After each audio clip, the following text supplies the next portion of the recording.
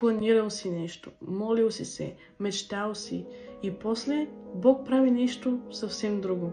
Четем: а всичко това стана, за да се сбъдне реченото от Господа чрез пророка, който каза: ето, девицата ще зачене и ще роди син и ще го нарекат Емануил, което значи Бог с нас.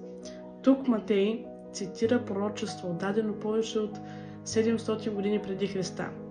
Намира се в Исаия 7:14 и сега в една скромна стая при един обикновен мъж и една млада жена Бог го изпълнява.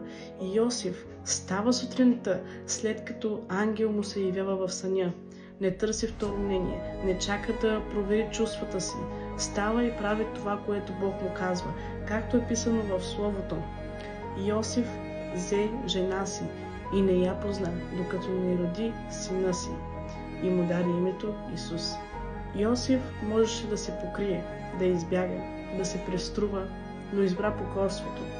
Като едно кратко пояснение да направим тук относно тази фраза "не я позна".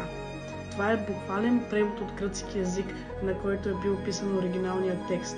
Същата тази фраза е използвана и в Битие 4:1.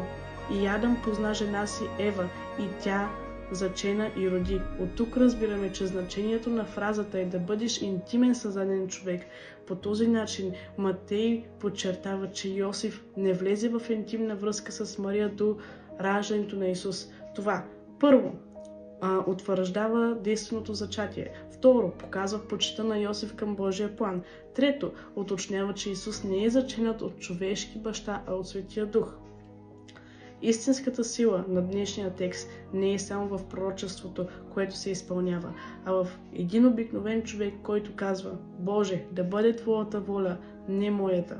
Ако си в момент на колебание, ако чакаш посока, ако не разбираш какво прави Бог, нека Йосиф ти напомни: понякога не трябва да знаеш целият план, а само една крачка покорство е нужна.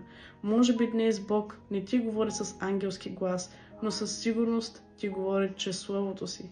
Не спирай да го изучаваш всеки ден. Това беше краят на първа глава от книгата на Матей, но не е краят на историята. Истинската промяна тепърва започва. Очаквам те в следващия епизод, където ще отговаряме на често задавани въпроси върху тази първа глава.